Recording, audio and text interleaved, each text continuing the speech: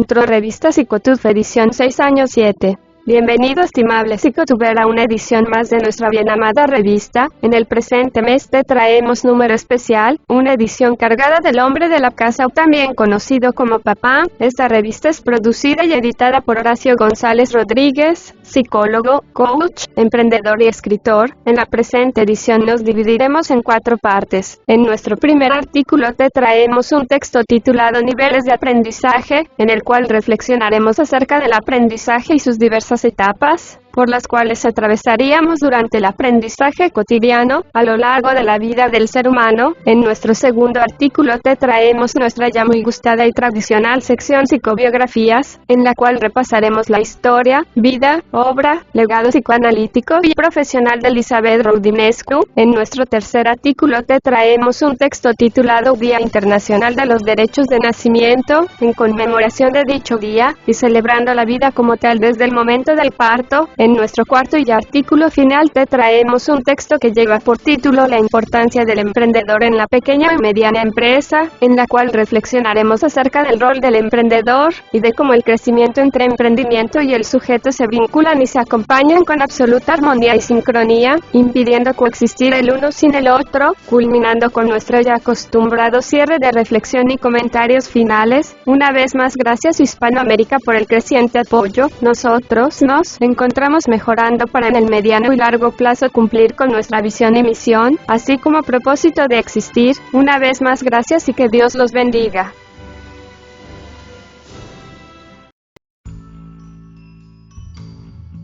Niveles de aprendizaje. Se suele hablar de que el aprendizaje humano se encuentra dividido en niveles, de los cuales vamos a revisar y a reflexionar un poco en el presente texto, así de como sus diversas circunstancias complementarias.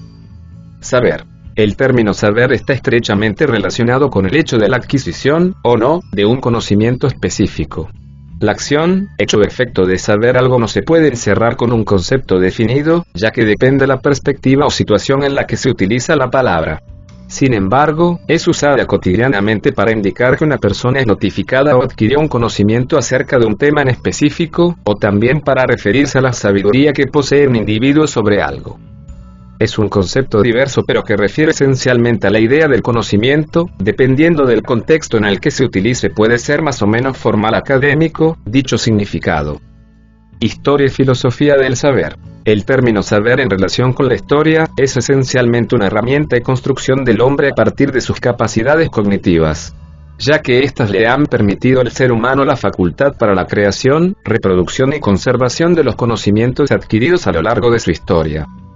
Ya los griegos en la antigüedad, específicamente años antes de Cristo, focalizaron el tesoro del saber. Allí nace la disciplina llamada filosofía, que etimológicamente se entiende como amor a la sabiduría, y tomaron como elemento fundamental para desarrollarse el uso de la razón. De esta materia han surgido una vasta cantidad de pensadores reconocidos universalmente como Platón, Aristóteles, Sócrates, entre muchísimos otros activistas del saber filosófico.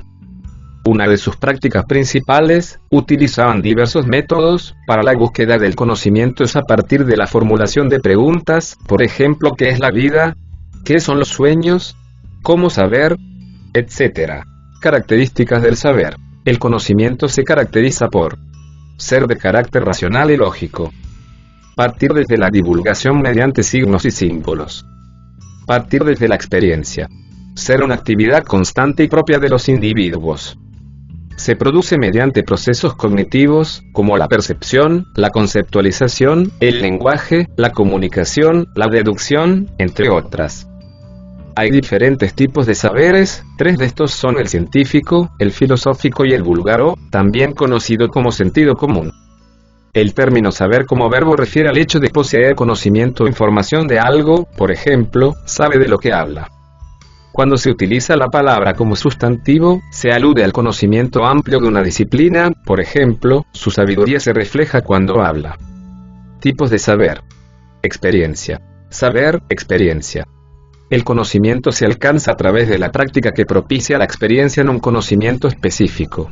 Como, por ejemplo, cuando un sujeto ha desarrollado una práctica lo suficiente como para desarrollar experiencia en tal.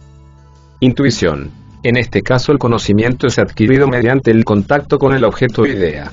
como por ejemplo cuando un individuo, debido a conocimientos previos, rechaza una petición o apelación debido a percibir aspectos negativos en consecuencia. Tradición. Este método es tal vez el más utilizado, pues es la adquisición de sabiduría transmitida de generación en generación. Un claro ejemplo son las instituciones educativas. Link fuente.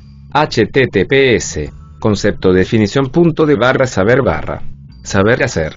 El saber hacer o know-how son las capacidades, habilidades y conocimientos especiales que ha adquirido una persona o empresa para hacer o desarrollar una determinada tarea. El know-how en inglés significa saber hacer, refleja el hecho de que una persona o una organización cuente con determinados conocimientos o habilidades que le permiten hacer una tarea o llevar a cabo un proyecto de manera exitosa. Usualmente el saber hacer no es fácilmente replicable, sino que ha sido adquirido a través de la experiencia, la prueba y error y el desarrollo de habilidades a lo largo de un periodo de tiempo. Puede ser la clave entre ser o no una empresa exitosa. Elementos del saber hacer. Existen varios elementos que pueden constituir el saber hacer. Entre ellos se encuentran conocimientos técnicos, procedimientos, habilidades, fórmulas, técnicas, actitudes. Características del saber hacer. Entre las características principales del saber hacer destacan: se trata de un elemento diferenciador. Las empresas más exitosas cuentan con ese conocimiento especial que les permite diferenciarse de sus competidores. Usualmente se mantiene en secreto o no es conocida por los competidores. Tiene atractivo comercial y permite generar valor agregado. ¿Cómo se desarrolla el saber hacer? Generalmente se desarrolla a través de la experiencia. Empresas que llevan varios años produciendo determinados bienes y servicios van aprendiendo cómo ir mejorando su producción y cuáles son los procedimientos más efectivos. Se trata de aprender de errores, de ir probando nuevas fórmulas para mejorar los resultados y de lograr adaptarse a los cambios del entorno. Aplicación de saber hacer. Un ejemplo claro del saber hacer son las franquicias. Estas empresas pagan derechos para utilizar el know-how de una empresa exitosa. El franquiciador le entrega al franquiciado una fórmula o método de hacer un negocio, el que debe ser replicado para intentar obtener los mismos resultados positivos que la empresa original del franquiciador. Si los conocimientos y técnicas que dieron éxito al franquiciador fueran fácilmente reconocidos y copiados por los competidores, el sistema de franquicia no tendría sentido. Link fuente. https economipedia.com/definiciones/saber hacer know-how.html. Saber enseñar. El término enseñar es un verbo que hace referencia a uno de los actos más importantes que puede realizar el ser humano. Enseñar es aquello que permite mostrar a otra persona algo. En sentido estricto de la acción, se enseña algo cuando se lo muestra, por ejemplo, si decimos le enseñó el camino. Pero en sentido más abstracto y metafórico, el acto de enseñar es aquel en el cual una persona transmite un conocimiento, un valor, una actitud a otra. Link fuente. https www.definicionac.com/general/enseñar.php. Una habilidad necesaria en la sociedad es la de saber enseñar. La educación es una de las prioridades de los programas políticos y de los intereses familiares. Nacemos con una mente en blanco y hemos de ir llenándola con las ideas que nos permitan elaborar los juicios creativos que nos faciliten la existencia y el progreso. En cuanto seres sociales, todo eso nos lo enseñan quienes tenemos en el entorno y nosotros continuamos la cadena formando la generación que nos sigue. En este esquema es donde merece resaltar la trascendencia de la enseñanza dentro del paradigma de actividades sociales. Si la enseñanza es relevante, lo serán sus más directos artífices y la metodología que se utilice para su aplicación. De ahí surgió la ciencia de la pedagogía sobre la que tantos tratados se han realizado desde la antigüedad. Sin embargo, aún hoy, incluso en las comunidades más desarrolladas, se adolecen los criterios rectores de lo que la enseñanza es. Con frecuencia se entremezclan conceptos educativos, formativos y culturales con los intrínsecos propios de la enseñanza, por lo que de común tienen todas esas disciplinas de comunicación de valores, pero la enseñanza en sí como método de transmisión del acervo del saber de la humanidad presenta sus propias características que son comunes desde la enseñanza de los estudios primarios a los de grado universitario. Ese saber enseñar que no es patrimonio del erudito ni del sabio sino de quien se esfuerza en la técnica de aprender y mejorarlo cada día. Existen dos premisas en toda pedagogía que no deberíamos nunca olvidar. Fundamentar lo importante y trascendente. desde lo principal de estructurar el aprendizaje a lo menos relevante y a lo que es mera divulgación. Salvada la edad irracional, en la que prima el aprendizaje mimético, para el resto de la disciplina de la enseñanza la esencia está en reproducir en la enseñanza una estructura de la razón válida, la que no frivoliza con la responsabilidad al aplicarse en la producción, donde lo importante no puede ser desplazado por lo superfluo porque automáticamente se desemboca en la inoperatividad. Distinguir lo relevante tiene que ser el objetivo principal del enseñante. Para ello el primer estado del método será la evaluación del profesor sobre la materia para primar lo que pertenece al contenido de verdad fundamental. Una vez realizada esta distinción se debe ser capaz de mostrar a los alumnos lo esencial como esencial, y ello de tal modo fundamentado que no admita duda ni cuestión. La fundamentación racional del núcleo de la materia es de tanta trascendencia que si no se logra toda, otra ciencia transmitida se consolidará en la mente del alumno como las arenas movedizas. Mucho de ello está en relación a cómo los valores existenciales se cimientan sobre unas pocas, pero sólidas verdades que asumimos como valores trascendentales. Una vez sólidamente asentados esos contenidos de enseñanza que forman la estructura medular de una materia, el proceso de enseñanza se ha de dirigir a formalizar los métodos de cómo se deducen o vinculan los conocimientos de rango inferior con las categorías trascendentales, sin perder nunca la perspectiva de la exposición de cómo se relacionan los conceptos de lo menor a lo mayor.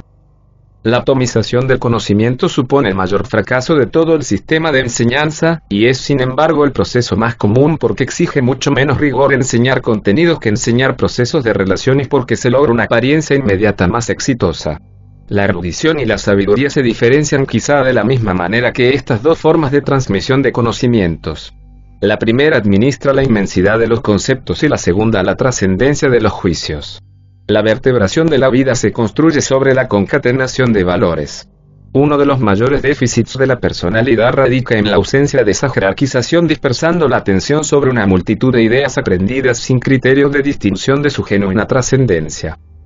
Una buena metodología en la enseñanza trasciende no solo en mejorar las disposiciones naturales en la estructuración mental, sino en el hábito de la razón para fundamentar los juicios, ahuyentando el extendido recurso a la superficialidad argumental. Link fuente. http://www.papelesparalprogreso.com número 20/2006.html. Otros niveles de aprendizaje. Nivel 1. Es el nivel de familiarización, conocer sobre la temática. Uno aprende las cosas y las recuerda tal como se enseñaron. Nivel 2. Implica una comprensión del tema, con lo cual pueden repetirlo con sus propias palabras. Nivel 3. En este nivel uno puede aplicar el conocimiento como para resolver problemas. Nivel 4. Se pueden realizar análisis sobre la temática. Nivel 5. Uno adquiere conocimientos como para poder aplicarla en otras áreas. Por ejemplo, si aprendo algo de matemática y lo aplico para resolver algo de física. Nivel 6. En este nivel uno es capaz de evaluar si algo es correcto o incorrecto sobre la temática, o incluso comparar. Es el nivel de análisis mayor y más completo con el que uno puede razonar sobre un tema. Link fuente. https://www.federico-toledo.com/niveles-de-aprendizaje/. Para ir culminando recapitularemos. El saber de hoy en día se adquiere por diversos medios de información que sirven como medios de conocimiento, aunque no necesariamente significan confiables fuentes de veracidad y de aprendizaje, y hasta el siglo XX a finales para ser exactos, las únicas fuentes confiables de información eran las escritas, llámese libros y medios de prensa junto con la radio y televisión, hasta que las bibliotecas virtuales se convirtieron en la fuente principal de información, y con ella la responsabilidad de aprender el buen saber y discernir con criterio lo que viene a ser bueno y útil, de lo que simplemente es basura, y no como en el pasado que a nosotros nos lo decía un profesor dentro de la institución educativa a la cual asistíamos. Y que era la mejor vía de retroalimentar el conocimiento y hoy trasladándose a la virtualidad también. El saber y hacer lo sacamos de nuestra experiencia diaria, de nuestro ensayo y error, y de maestros y mentores que nos guían en nuestro diario caminar por la vida. El saber enseñar es cuando llega el momento de ocupar el lugar de nuestro maestro o mentor, y enseñarle a alguien más que ocupa nuestro lugar, el cual ocupásemos nosotros mismos. Para ello se necesita de mucha humildad más que de conocimiento para ocupar dicha posición de honor. El ser humilde al enseñar te permite seguir aprendiendo a la vez que enseñas, y que este mismo ciclo se vuelva útil para ambos, hasta que la enseñanza llegue a su fin y con ella se dé inicio a un nuevo ciclo en el que ambos desempeñarán roles diferentes. Con estas reflexiones esperamos en nuestra revista que crezcas y aprendas, a la vez que enseñes mucho.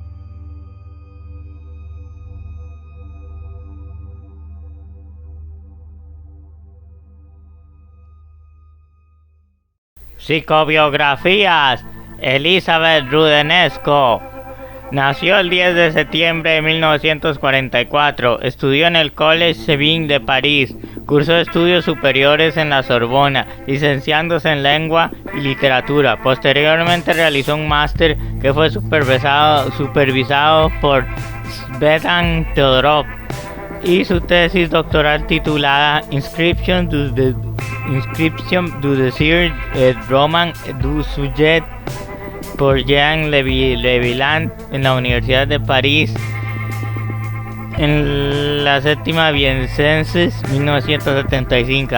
Hija del médico francés de origen rumano Alexandru Roudenescu, republicano laico y asimilado, y de Jenny Aubry 1903-1987, nacida con el apellido Weiss, pediatra y psicoanalista francesa de origen judío-alemán, de la alta burguesía y convertida al protestantismo. La hermana de su madre, Jenny Weiss, es su tía, la feminista Louise Weiss.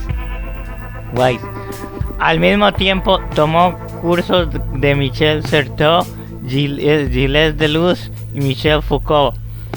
Luego obtuvo su rehabilitación para dirigir investigaciones.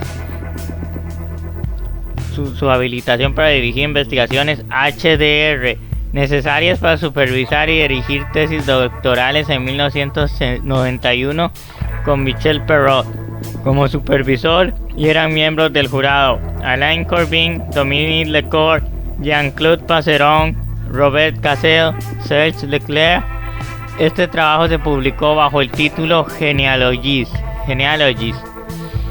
De 1969 a 1981 fue miembro de la Escuela Freudiana de París, fundada por Jacques Lacan, formándose allí como psicoanalista. Asimismo, fue miembro del Consejo de Redacción de Revue Poétique de 1969 a 1979. Colaboró con La Liberación de 1986 a 1996 y desde 1996 con Le Monde. Es investigadora independiente invitada en la Universidad de París, último Denis Diderot. Cargos académicos: investigadora invitada en el equipo Laboratoire ICT Identities, Culture y Territories de la Universidad de París, séptimo Denis Diderot. Ha sido directora de tesis en Economies, Species, Societies, Civilización, Pensée Critique, Política de Prácticas Sociales de la Universidad de París, séptimo Denis Diderot, desde 1991. Conferenciante a tiempo parcial en École Pratique des Hautes Études de 2001 a 2007, conferenciante a tiempo parcial en École des Hautes Études en Ciencias Sociales de 1992 a 1996, presidenta de Société Internationale d'Histoire de la Psiquiatría y de la Psicoanálisis, miembro del Consejo Asesor de la redacción del HOMME 1997-2002, The Histories of Psychiatry desde el 2003, The Clinics Méditerranéennes desde el 2000, miembro de la Sociedad Francesa de Historia de la Medicina, profesora visitante de la Universidad de Middlesex desde el 2006. Posicionamientos políticos: desde 1997 se ha manifestado públicamente en diversos debates sociales. Así se ha mostrado partidaria de la adopción de hijos por parejas homosexuales y opuesta en cambio a acciones positivas. ha criticado duramente los informes del INSERM sobre psicoterapia. En una de las primeras firmantes del manifiesto Paz Zero Conduit, opuesto a la detección sistemática de la delincuencia en niños menores de 3 años, una de las obras más interesantes de Elizabeth Roudinescu es la biografía de Sigmund Freud. Se titula Freud en su tiempo y en el nuestro. Es un extenso relato con gran belleza literaria, que ha sido galardonado en varias ocasiones.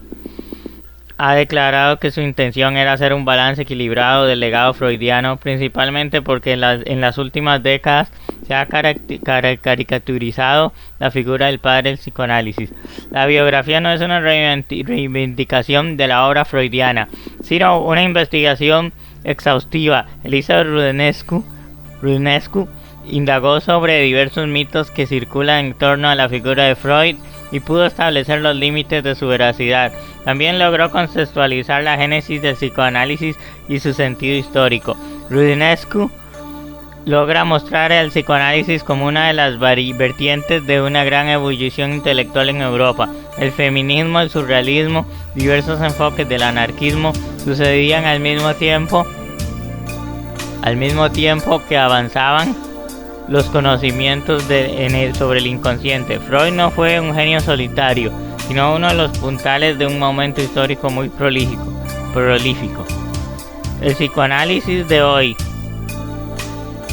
Para Elizabeth Roudinescu, uno de los aportes de Freud más trascendentes fue el de haberle entregado a cada sujeto la responsabilidad sobre su destino. Cada quien debe ser el héroe de su propia vida, responsabilizarse por lo que le sucede e incluso por lo que no. El ámbito psicoanalítico es cada individuo quien reelabora su historia y le otorga sentido a la misma. Esto es diametralmente opuesto a lo que propone el conductismo, al que Elizabeth Roudinescu define como una técnica bastante estúpida, aunque a veces funciona. Esto lo expresa atendiéndola a la radicalidad en lo que esa escuela se denomina conducta objetiva, es decir, la observable o externa, desconociendo o minimizando la importancia de los fenómenos inconscientes. Respecto a las polémicas en torno al psicoanálisis, al que algunos han tildado como anticientífico, Roudinescu señala que no se trata de una teoría fácil de digerir. Asegura que en la época de Freud todo llegó a ser psíquico y que en la actualidad todo ha llegado a ser orgánico. Piensa que en el mundo actual hay personas que sufren y desean una pastilla para evitarlo. Por eso los psiquiatras se han convertido en distribuidores de medicamentos, pero este modelo también muestra ya síntomas de crisis. La evolución del psicoanálisis. Para Elizabeth Roudinescu, el psicoanálisis también debe evolucionar en varios aspectos. Uno de ellos es el de asumir nuevas realidades con las familias homoparentales y la diversidad sexual. Comenta que algunos de sus colegas piensan que las familias homoparentales no deben configurarse, pues atentan contra el complejo de Edipo. A esto, Roudinescu responde: entonces hay que cambiar el complejo de Edipo. Cree que ese conservadurismo no le va bien a una doctrina que siempre ha sido libertaria. Asimismo, piensa que el psicoanálisis debería considerar la opción de realizar intervenciones más cortas. La velocidad del mundo es otra, por eso, conservando la opción básica de realizar análisis que podrían durar años, también se debería pensar en la posibilidad de procesos más cortos. Elizabeth Roudinescu cree que es posible abordar psicoanalíticamente un problema concreto y no necesariamente toda la historia de vida. Roudinescu no cree que en nuestra época haya más angustia o más problemas mentales que antes. A su juicio, lo que ha cambiado es la cultura. En épocas de Freud había una gran represión frente al malestar. Ahora, en cambio, ese malestar no solo se expresa abiertamente, sino que se expone y se publica. Por eso pareciera que hay más problemas hoy en día, pero no es así. Elizabeth Roudinescu es, sin duda alguna, una de los psicoanalistas que más ha contribuido a la difusión de su escuela. También es una mujer brillante, que no le teme a los cambios ni a la autocrítica. Una autora a la que vale la pena leer y analizar. Obras en español: Diccionario de Psicoanálisis, coescrito con Michel Flaun, 1998, Ediciones Paidós, Buenos Aires. Pensar la locura, ensayo sobre Michel Foucault, con Jay Postel y G. Canguilmen, 1999, Países Buenos Aires. La batalla de 100 años, Historia y psicoanálisis en Francia, Editorial Fundamento, volumen 1, 1885-1939, 2000. Volumen 2, 1925-1985-2012. Volumen 3, 1925-1985-1993. ¿Por qué el psicoanálisis? 2000. Países Buenos Aires. La familia en desorden, 2003. Fondo de la Cultura Económica, México, Distrito Federal. El paciente, el terapeuta y el Estado, 2005. Siglo XXI. Filósofos de la tormenta, 2007. Fondo de la Cultura Económica. Nuestro lado oscuro, una historia de los perversos, 2008. Anagrama, Barcelona. Y mañana, ¿por qué? 2010. Fondo de la Cultura Económica. ¿Por qué tanto odio? 2011. Libros del Zorzal. A vueltas con la cuestión judía, 2011. Colección Argumentos, Anagrama, Barcelona. Lacan, Frente y contra todo. Fondo de la Cultura Económica, Buenos Aires, 2012. Freud en su tiempo y en el nuestro, 2015. Editorial Debate, Madrid. El inconsciente explicado a mi nieto, 2017. Sign, Proyectos Editoriales. Diccionario amoroso del psicoanálisis, 2019, Editorial Debate. Jacques Lacan, Esbozo de una vida, Historia de un sistema de pensamiento, 2021, Editorial Anagrama. Link fuente, https lamentesmaravillosa.com, Elisa Rudenescu, una psicoanalista contemporánea, y la Wikipedia. Listo, con eso acabamos. Nos vemos en la próxima sección de psicobiografías y continúen con lo que falta de las revistas. Chao, chao, hasta pronto. El Día Internacional de los Derechos de Nacimiento se conmemora desde 1999. El Día Mundial de los Derechos del Nacimiento se celebra el 7 de junio de cada año y tiene como objetivo crear conciencia de la importancia que tiene el nacimiento de todo ser humano en este mundo, así como respetar el sagrado vínculo que se crea entre la madre y el bebé desde el mismo momento del alumbramiento. ¿Por qué es importante el Día Mundial de los Derechos del Nacimiento? Todo nacimiento representa un momento único e imborrable en la vida de cualquier ser humano. La conexión y el vínculo de amor que nace entre padres e hijos se transforma en una experiencia sublime, sobre todo para la madre, quien durante 9 meses ha gestado en su vientre un nuevo ser y a quien deberá amamantar y cuidar hasta que pueda valerse por sí mismo. El Día Mundial de los Derechos del Nacimiento pretende hacer valer y respetar los derechos que tienen todos los niños y madres del mundo para que el nacimiento se lleve a cabo de la manera menos traumática posible, siempre pensando en la mujer y en el bienestar del futuro bebé. Los llamados derechos del nacimiento fueron posibles gracias a la colaboración y participación de asociaciones y profesionales que están directamente involucrados con la práctica de los nacimientos, quienes se dieron a la tarea de crear el decálogo de los derechos del nacimiento y los cuales se detallan a continuación.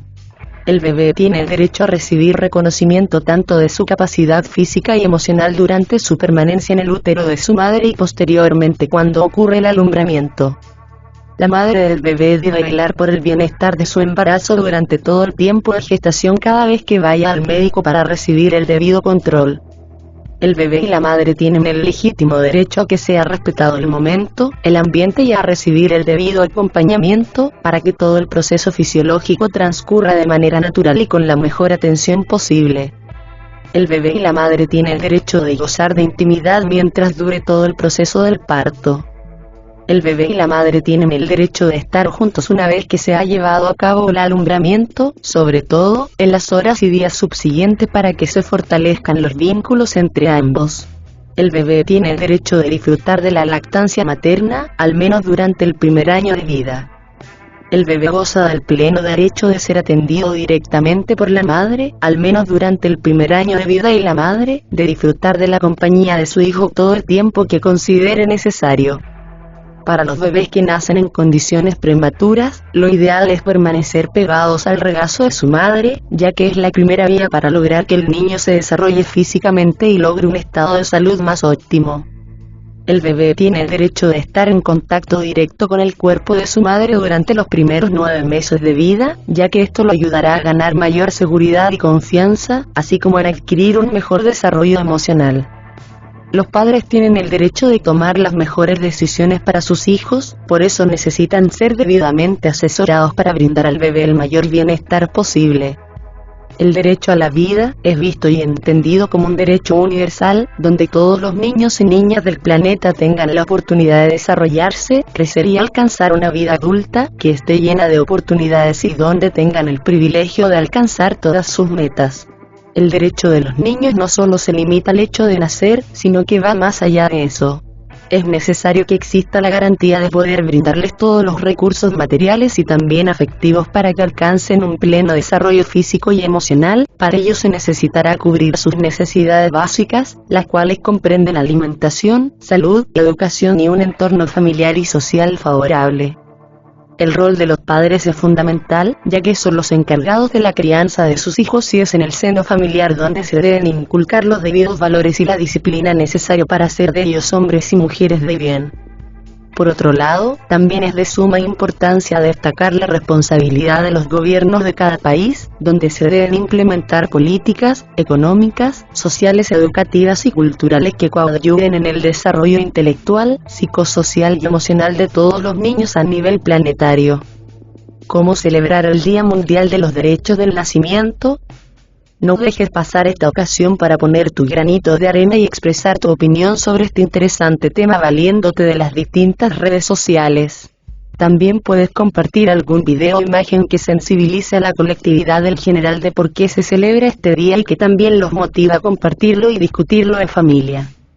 Link fuente: https www.internacionalde.com/ficha/día-mundial-derechos-nacimiento.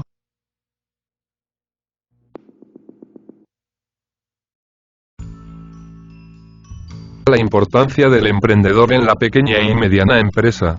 En el presente mes celebramos el Día de la Pequeña y Mediana Empresa, pero ¿qué sería de las pymes sin un emprendedor que la sostenga?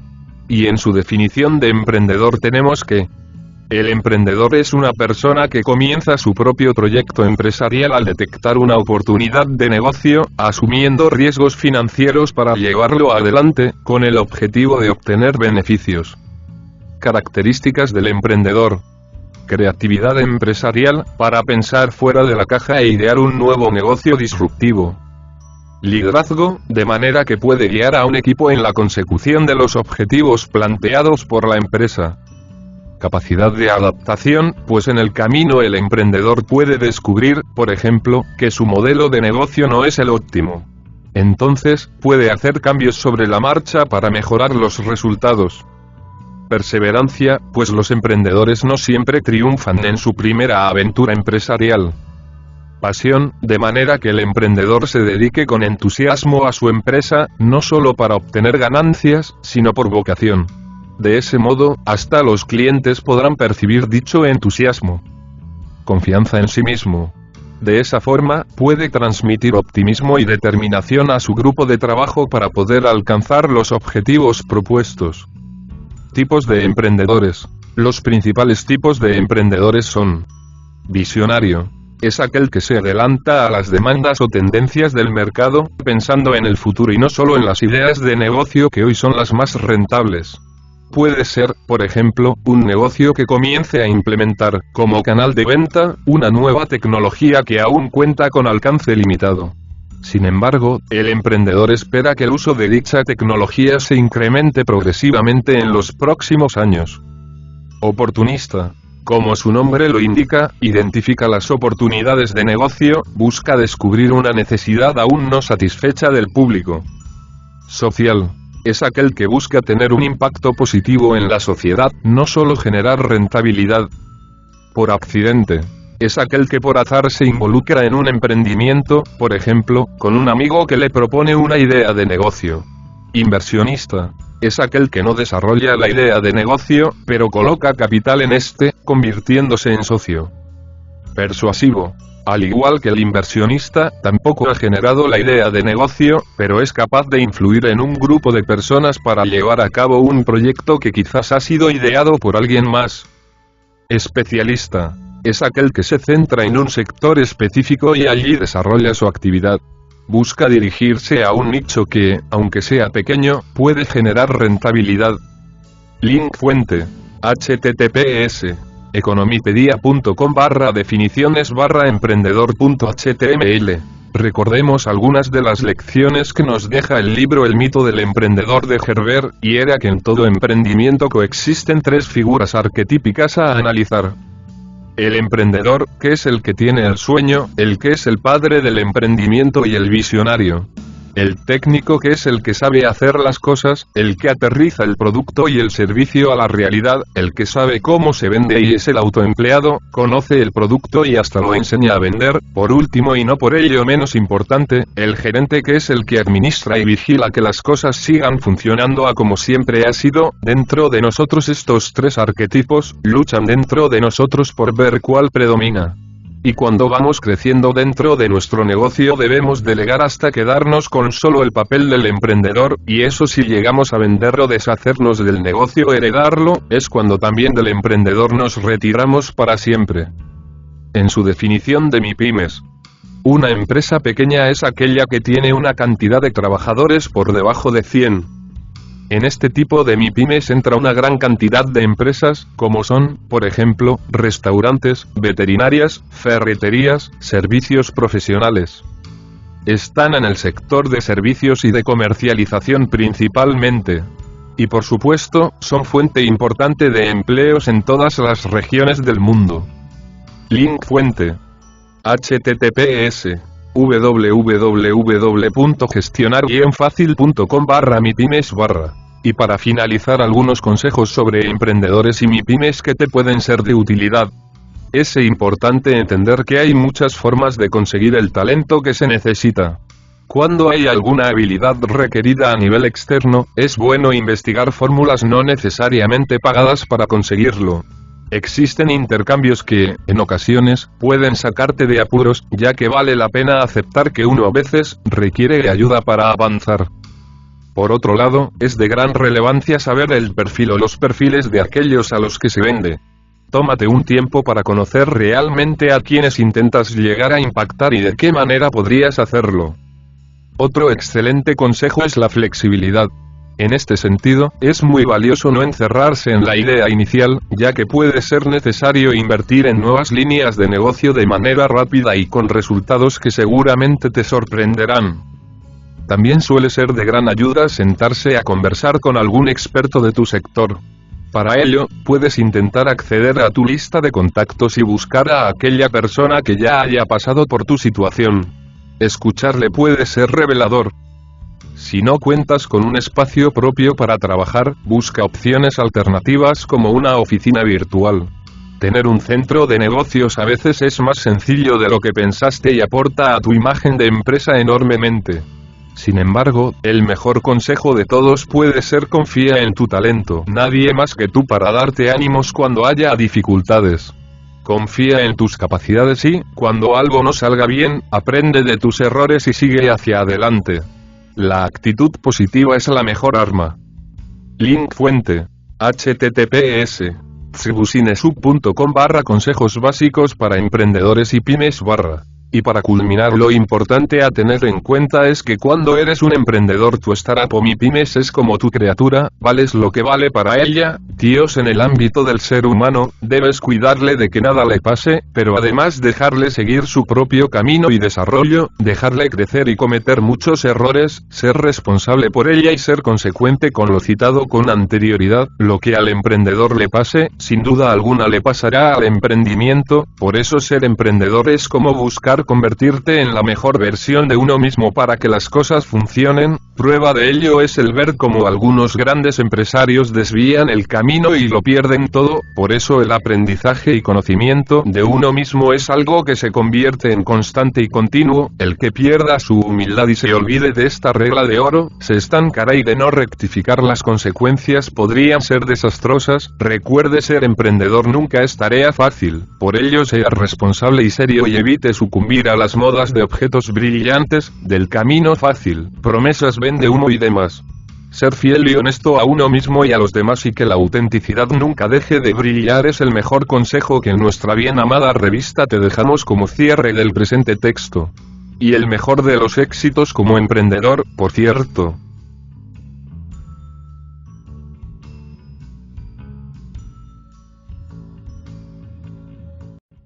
Cierre revista Psicotuf edición 6 año 7. Hemos llegado nuevamente al final de nuestra más reciente edición, los dejamos con nuestro acostumbrado cierre de reflexión y comentarios finales, les recordamos suscribirse, compartir y comentar, dar me gusta o lo contrario, recuerden unirse a nuestro grupo de Facebook, continuar dejándonos sus donativos en nuestro PayPal en la cabecera del canal, adquirir mis libros novela Neo Apocalipsis, Cuando los psicólogos escriben tonterías volumen 1 y 2, y Psicología Videojuegos volumen 1, una vez más gracias y Dios mediante nos vemos en la próxima edición de nuestra bien amada revista de Humanidades Psicotuf, chao y hasta pronto.